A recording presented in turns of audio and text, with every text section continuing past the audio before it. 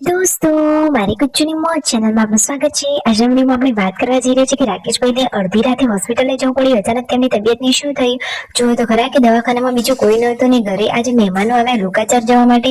તો દોસ્તો કોણ કોણ એમના ઘરે આવ્યા હતા, શિલ્પા ભાભી હવે તેમના પિયરેથી ક્યારે આવવાના છે, અચાનક આ કાચની કઈ વસ્તુ ફૂટી ગઈ, શું કાચ કોઈને વાગ્યું, બધી જ માહિતી મળશે તમને આપણા આ વિડીયોમાં। મારી ચેનલ ઉપર નવા હોય તો ચેનલને ફટાફટ લાઈક શેર અને સબસ્ક્રાઇબ કરી દો। Full video in Thakor family blog channel દોસ્તો ફૂલ વિડીયોની લિંક ડિસ્ક્રિપ્શનમાં મૂકેલી છે, ત્યાં જઈ તમે આખો વિડીયો વોચ કરી શકો છો। હવે ટૂંકી ટચુકડી લાઈવ લેટેસ્ટ ટ્રેન્ડિંગ માહિતી મેળવવા માટે કરી દો મારી ચેનલને ફટાફટ સબસ્ક્રાઇબ। તો ચાલો દોસ્તો વધારે રાહ ન જોતા આપણે વિડીયોની શરૂઆત કરી દઈએ। તમે વિડીયોમાં લાઈવ જુઓ કે આજે તો કિંજલબેનની બા તૈયાર થઈ રહ્યા છે, એમને તો અચાનક મહેસાણા જવાનું થયું છે તેમના સાસરીએ। આમ તો અહીંયા રોકાવાના હતા, ઘરે બધા મહેમાનોની આવવાની શરૂઆત થઈ ગઈ છે અને જમવા માટે સરસ મજાની દાળ વઘારી દીધી છે।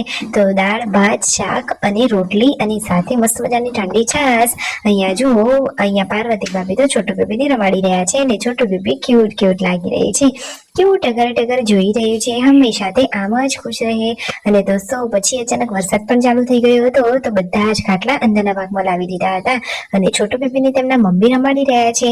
આજે તો ત્યાં બેસણું હતું, તો ઘણા બધા મહેમાનો ત્યાં આવી રહ્યા હતા, તો તેમના મમ્મીને એ તો સવારેથી ત્યાં હતા। અચાનક આ કાચની કઈ વસ્તુ ફૂટી ગઈ જુઓ તો ખરા, ખબર પણ ન હતી અને કાચનો કપ તૂટી ગયો, બાળકોને વાગે નહીં એટલા માટે પૂનમ ભાભીએ કહ્યું કે તમે અત્યારે આ બાજુ ન આવતા, પહેલા બધા જ કાચ વીણી લઈએ, બાકી ગયું તો જુઓ જોવા માટે આવી જ ગઈ હતી એટલા માટે।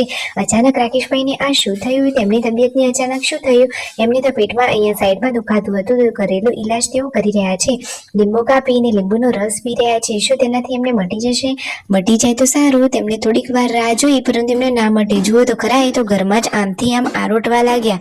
અચાનક આટલો બધો અસહ્ય દુખાવો થવા લાગ્યો, તેમનાથી તો ના જ રહેવાયું। પછી પૂનમ ભાભીએ રણજીતભાઈને બોલાવ્યાને કહ્યું કે તાત્કાલિક રાકેશભાઈને હોસ્પિટલે લઈ જાઓ। તો પછી રાકેશભાઈને જવાનું છે હવે હોસ્પિટલે, રણજીતભાઈએ થાર ગાડી લઈ લીધી છે અને બંને ભાઈઓ થાર ગાડીમાં લઈ અને જઈ રહ્યા છે ધરે હોસ્પિટલે। હોસ્પિટલે પહોંચ્યા અને ડોક્ટરે એમને ઇન્જેક્શન આપીને કહ્યું કે આ તો પથરીનો દુખાવો છે। તો દોસ્તો અત્યારે તેમને આ પેઇન કિલરનું ઇન્જેક્શન આપી દીધું છે, તો અત્યારે તો હવે તેમને રાહત થવા લાગી છે, પરંતુ પથરીનો કોઈ ઘરેલું હોમમેડ ઈલાજ તમને ખબર છે કે કાયમ માટે પથરીને દૂર કરી શકાય, એવું હોય તો જલ્દીથી કોમેન્ટ કરજો, જેથી રાકેશભાઈને આપણે કહી શકીએ ને આપણે તેમને મદદરૂપ બની શકીએ। ઘરે જુઓ ઢગલો કપડાં હતા, તો પૂનમ ભાભી ઢગલો કપડાં વાળી રહ્યા હતા, તેમના મમ્મી અહીંયા રસોઈની તૈયારી કરતા હતા, ત્યાં જમવાનું પકડાવાનું હતું એટલા માટે ભાત પણ વઘારી દીધા છે, જમવાની ડીશ રેડી છે, શાક વઘારેલા ભાત દહીં તીખારી રોટલી, તો બધા જ પરિવારના લોકો સાથે જમવા માટે બેસી ગયા છે। અને મિતાજ તો જુઓ હવે ચાલતા શીખી જ ગયો છે અને રાકેશભાઈની સાથે આ શું થયું, રાત્રે અડધી રાત્રે ફરીથી તેમને પથરીનો દુખાવો થયો, ફરીથી હોસ્પિટલે આવવું પડ્યું, તો શું ડોક્ટર હાજર હતા કે નહીં, અંદર જઈને ચેક કર્યું, પહેલા તો અંધારું હતું ને પછી અંદરથી ડોક્ટર જાગ્યા અને ફરીથી તેમને ઇન્જેક્શન આપ્યું। અત્યારે તેમની તબિયત સારી છે, એમને રાહત છે, પરંતુ ઘણા ટાઈમે આ રીતે પથરીનો દુખાવો ફરીથી સતત થયા કરે છે, એટલા માટે હવે ફટોફટ એમને મટી જાય એવી પ્રાર્થના। અને હોમમેડ ઘરેલું દેશી ઈલાજ તમને ખબર હોય તો જલ્દીથી કમેન્ટ કરો, જેથી આપણે એમની મદદ કરી શકીએ।